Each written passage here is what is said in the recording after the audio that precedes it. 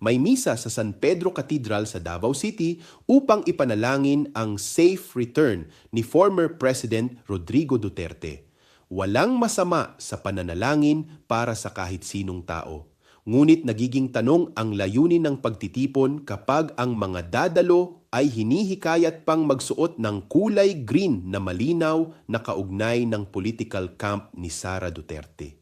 Sa ganitong sitwasyon, mahirap paghiwalayin kung panalangin pa ba ito ng pananampalataya o pagpapakita ng political loyalty sa loob ng simbahan. May magsasabi rin na ang simbahan ay nakikialam sa mga usaping panlipunan at pambansa. Totoo yon. Ngunit may malinaw na pagkakaiba ang pagsasalita para sa katarungan at kapakanan ng bayan kaysa sa paggamit ng relihiyon upang ipakita ang suporta sa isang partikular na politiko o pamilya.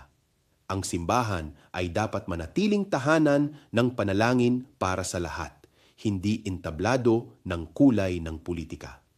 Ako si Bishop Tonyo, obispong migrante sa Europa, at ito ang Damdaming Makabayan. Hanggang sa muli!